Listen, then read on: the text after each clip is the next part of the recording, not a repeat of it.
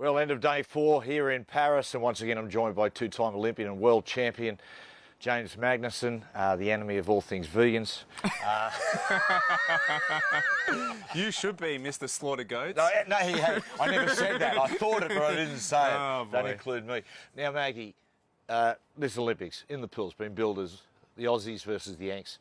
What's the scoreboard? Quick update for you, Matty. So our best Olympics ever, Tokyo 2021, 7 gold medals. That's what we're aiming for.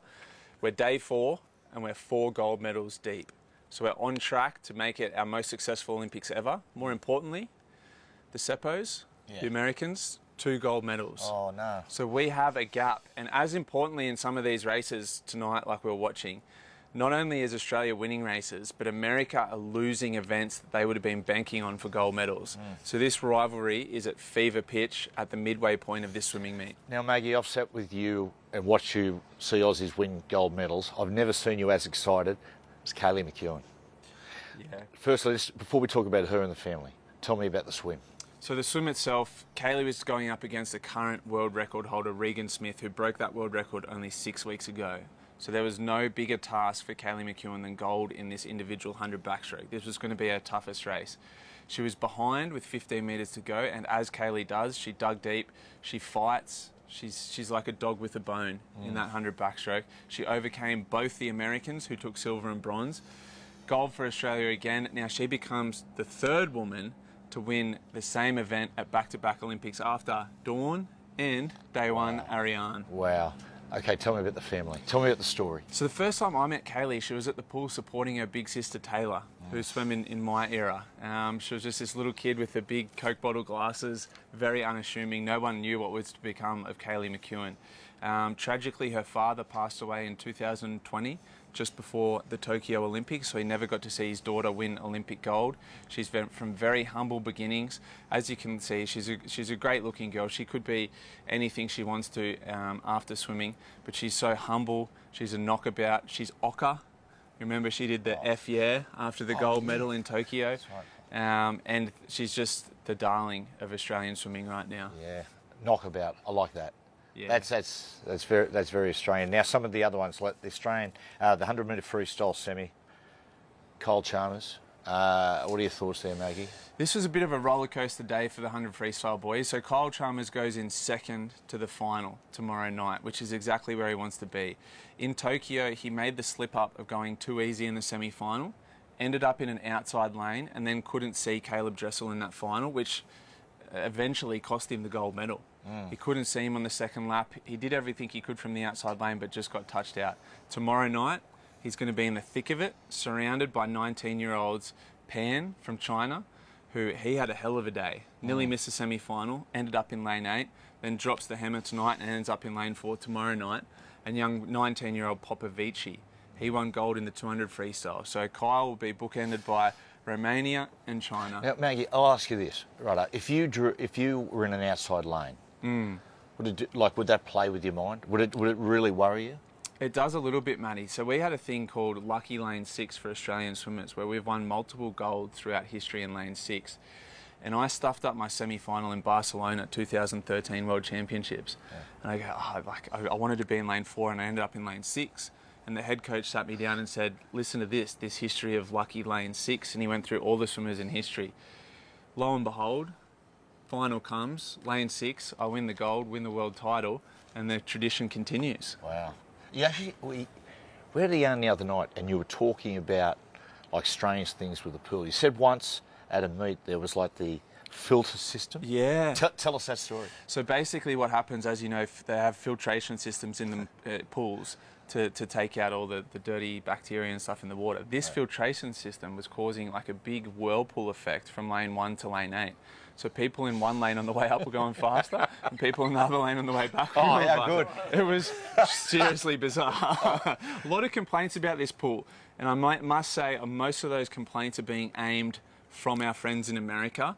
They're not happy with the depth of the pool. They're saying there's too many cameras in the pool. It's causing waves for the swimmers. Is that a coincidence that they've only got 2 gold medals and they're complaining about the pool depth? Yeah, You be the judge. Okay, what about Mollie? Mollie, tomorrow night, 100 freestyle. She did it in the 200, so pressure's off for her. She's got her individual gold. She's already endeared herself to the Australian public, but I believe she'll double it up. The 100, 200 freestyle is a much coveted double. We haven't seen it done since way back to like Peter Van and Hugenband in Sydney 2000. If Mollie can get that double, she's then got more relays to come. It's essentially at the moment, we've got Ariane racing, Mollie racing, Kaylee to become the greatest Olympian in history. What an insane scenario, all at the same time at the same Olympics. Now, Maggie, I was with you last night. We were walking through as we looking towards get our seats, and you pointed at the warm-up pool and you said, that's where it all happens.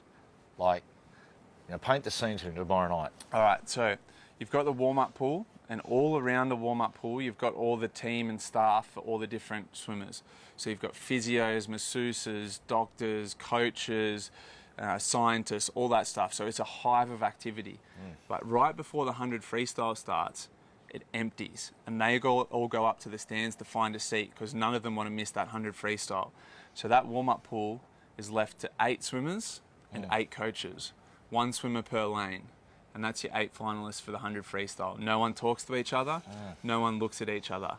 You can slice the air with a knife. The tension is so high. And then you get to the marshalling area, and everyone has their own little idiosyncrasies in that marshalling area. Some people listen to the music and bop along. Some people are very focused. Some people are slapping themselves and trying to suck out other people. But the tension is palpable.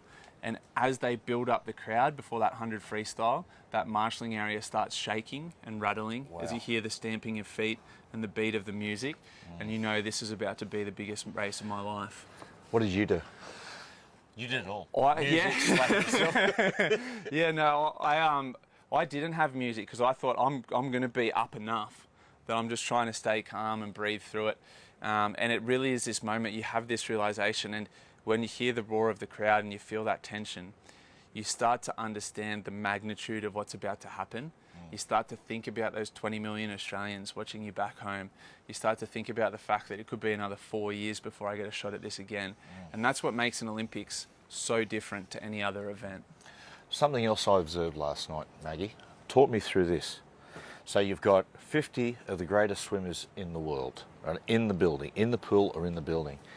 And side of the pool, you've got some bloke in a pair of board shorts and a flotation device. This is a lifesaver. and it'd be like Mike Tyson having like a 4-foot bodyguard. Of the most useless jobs in the world, the lifeguard at the Olympic pool. Get this, Matty, the other night, someone's cap fell off in their race. So the lifeguard strips down to his Speedos to dive in and grab the swimming cap. And let me say, in a world of Olympic swimming bodies... Oh, mate, I'll tell you, looked like a beanbag, lost the bean. That surmises it very well. Yeah.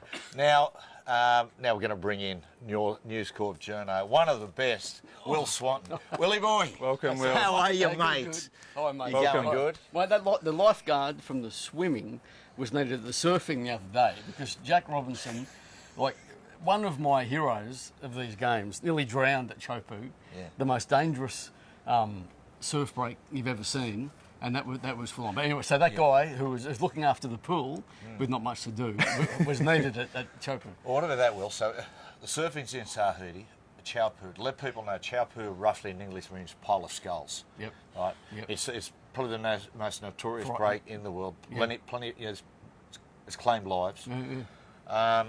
Was there any? It was postponed. It was too big. Has there been any close calls? Oh, massively. Well, I mean, Jack. So.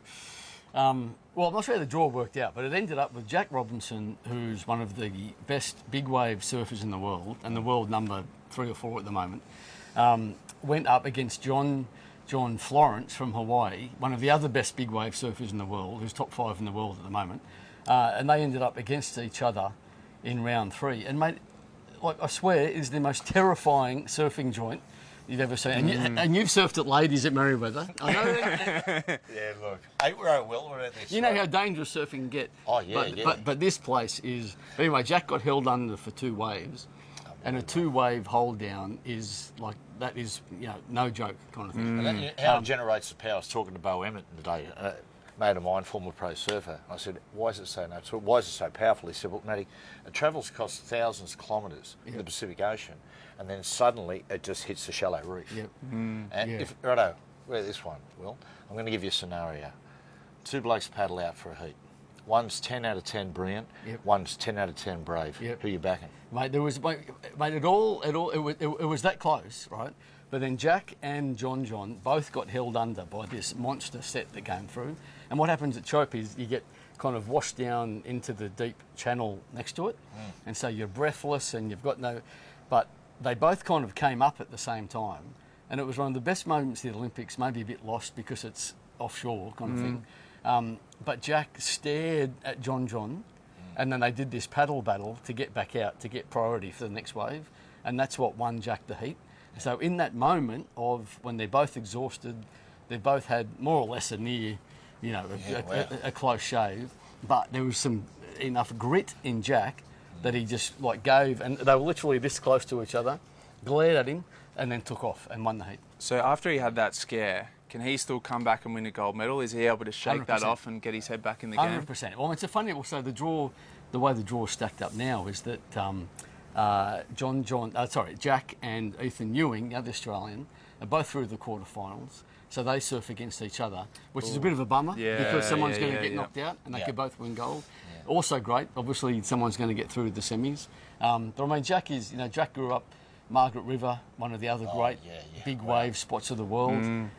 So he's a huge chance of winning gold. We're seeing some great pictures right now, Chaupu, and look, they tell me it doesn't matter whether, even if it's 2 or 3 foot, it's still pretty hairy. So to have it as big as it is today is pretty incredible. But we're big wave surfers, completely different breed. Nuts. Bloke I speak to quite a bit, Central Coast boy Ross Clark Jones. I remember talking to Ross, and I said, "You ever been close to dying in the water?" He went, "Yeah." He said, I was in Java once, and he said, got bowled over in the reef, and he said, I was under for 3 waves. And I said, he said, I thought I was going to die. I said, what did it feel like? He said, I was okay. I remember once, right, they did an experiment with him and Tommy Carroll, another big wave surfer, great big, an absolute legend, Tommy.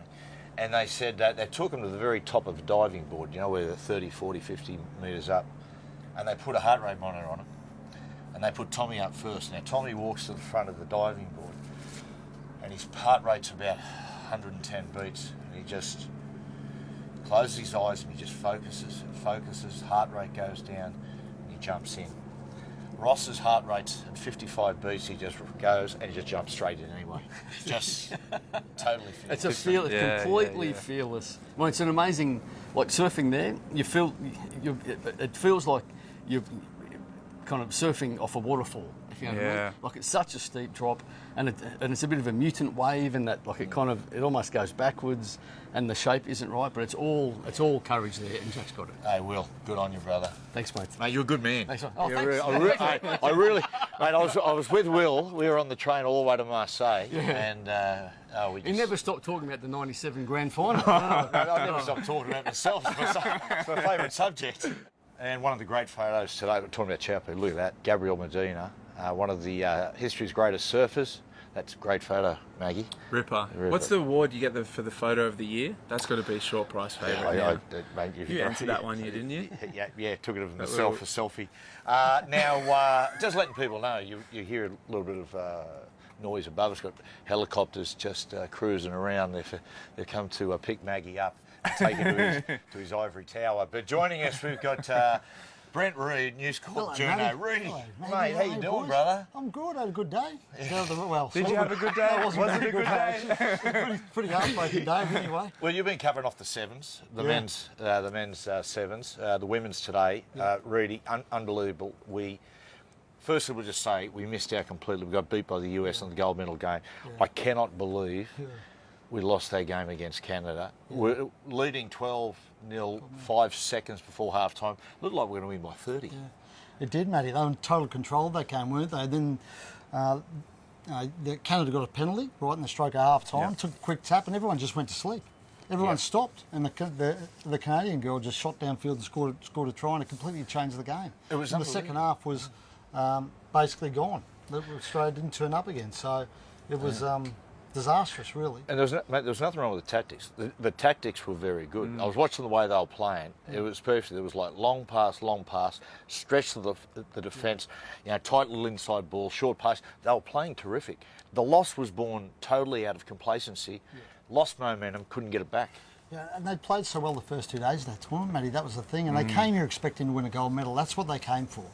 And I think a lot of people thought they would win that gold medal. But it was like that try. It just sucked all their confidence out of them. Yeah. And they came back in the second half and they were just, they didn't play well at all. And then obviously they played the US in the bronze medal game, and that was, again, another disaster. And they had the game in their keeping again and lost it in the last seconds there. So, they were obviously heartbroken, girls in tears. And really, the thing I think, Matty, they had no one to blame themselves, because both those games they should have won. Definitely. After that Canada match, we saw all the girls on the field crying, and some of them were quite distraught after the Canada match. How was the body language by the time they got back out on the field for the bronze medal match against the USA? Well, they started pretty well, to be fair. So, I mean, they started that game well, but they had a chance in the second half, and it was just they bombed it completely. It was a lay-down misère try. You just had to nail the catch and pass. They didn't nail it, and that changed the game. Yeah. And that gave United States the opportunity to come back at the end of the game and win it. So just really disappointing for them because, as I said, they thought they were going to win gold, and they've gone home with nothing. It just shows what pressure does, doesn't it? Because as I said before, how you play sevens, you move the football, tight angles. As soon as they got behind from Canada, it just became claustrophobic. That's what pressure does. I'll tell you what was interesting, mate. Yeah. Tim Walsh, the coach, afterwards, in the mix up, he's quoted a Kipling poem, "Triumph and disaster are imposters that you treat the same either way." And I thought, less poetry, less Kipling, more ball control, they probably win the football game, Matty. Mate, as Al Davis would say, we said it last night, just win, baby. The Aussie side, who impressed you through the tournament, though? Well, I think the star of that team, or the stars of that team, are the Levi sisters, Matty and Tegan Levi. They are unbelievable. Matty's been outstanding all year on the World Series tour. There's AFL clubs want a piece of her, NRLW clubs want a piece of her. She's a superstar, and she broke the record for tries in this tournament. I think she scored 14 in the end. But her sister was a younger sister. I didn't come with the same hype around her, but I thought she was great as well. Yeah. She actually was. She's great, really good AFL player. Would have been number one in the AFL draft, but they said to the AFL clubs, "I'm not going to play AFL. I'm going to go to rugby union. I want to play for sevens and go to the Olympics." And I think she ended up going number 4 in the draft to the Gold Coast Suns. So they're a very talented family. A lot of talented players, Rudy, and we've got the NRLW is just growing exponentially. Oh, yeah. What do you think? I think if they're not having a crack, Matty, if they're not looking at the World Sevens Series, they're out of their minds. Because we saw the athletes there, unbelievable athletes. The Americans, the British players, the Ireland players, the French. The French player. The French were ridiculous. Akemba, Serafima Akemba, I think her name was. Just unbelievable talents. And it's a great opportunity to grow that side of the game, the NRLW. Go international, look international. Because there's talent there. Yeah. Gold to New Zealand, silver to Canada, and the bronze to the US. Right, let's have a talk about the Boomers. Hey, Matty, can I say quickly, I'll tell you what caught my eye today. Yeah. When I was obviously out at Stade de France, but the boxing, did you see the transgender furor that's emerged in the boxing? Peter Bedell's all over this. But we thought this would happen at some point in the games, there'd be a transgender issue. And there's a couple of fighters in the boxing who were thrown out, I believe, the World Championships because they had raised testosterone levels. But they're allowed to fight here. So it's caused a furor. Yeah. And Pete Bedell's all over it. Pete's written about it. He's all over it. He quoted one of the coaches. Yeah. I didn't know Pete Bedell, by the way. For people that know Pete, rugby league reporter, we in the hotel there's been complaints all the time for thumping all night. It's Pete doing burpees.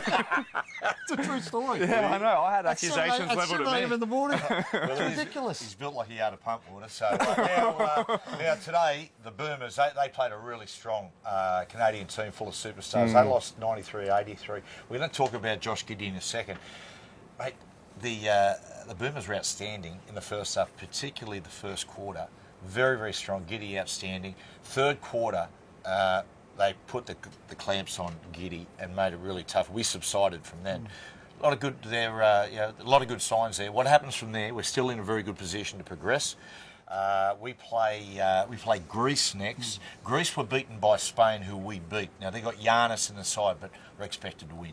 So if we beat Greece, is there for and against whether we get through or we straight through on aggregate? There's as you Bits know, of with these it- things, bits I had happen. a look at the things that were going on, and honestly, I couldn't follow it. But put Yeah. it this way, it'd be good if we beat Greece. I tell you what, You just got to stop the Greek freak, don't you? Yeah, that's it. yeah, exactly. Just stop him. And he's not in the village. He's not on the cardboard beds. He's not on the vegan diet. So he's probably fine. Hopefully he's not in the country.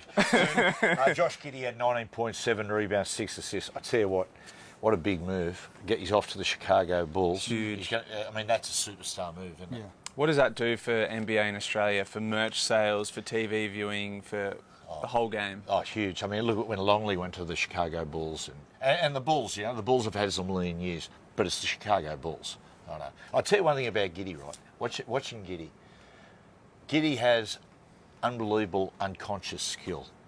Now, what I mean by that is, oftentimes you'll see people and they'll do a clever little flash play, but it'll be, preordained. They'll. Yeah. What he's unbelievable at Giddey, his skill is so reactive, it's unconscious. He reacts to a person a lot with his no-look passes and through the legs. He's quite unbelievable. Rudy, you're a soccer man. You played in the NSL back in the day for Back in the Brisbane. day, a long time ago. Well, the great Johan Cruyff. I use loads of one of the greatest you players. comparing me to Johan Cruyff? No, not you. No, just hang on a Giddey. second. Don't jump in too early. But Cruyff said, I thought of this with Giddey. Cruyff once said, he said, mate, I'm not even the most skillful person in the team. He said, the difference with me is I know when to apply the skill. Yeah. And that's what it's been with Josh Giddey. Look, Hey, buddy, is Giannis a vegan? Is that right or not? Is it Giannis. Giannis, the Greek freak, vegan? I don't believe well, so. put it this way, I hope he is over the next 2 days. Oh, look, my inbox. Matty doesn't have social media, so we're not sure whether his inbox is copying and hammering like mine. But to all the vegans out there, peace to you, my brethren. Talk about pampering the athletes. They put the air conditioning on. I mean, how? We needed it today, mate. It was pretty hot today. It was 35 degrees out at Stade de France. Pretty warm. You need air conditioning. They need them in the buses, though. The media buses. Yeah, mate, The media the bus. buses. It's unbelievable. The buses, I'm going to sleep easy tonight. You know why? I've left no carbon footprint today. I sweated my ass off on that bus, but there was no air conditioning. Oh, boys, loved it. Good on you, Missile. Always a pleasure. Rudy.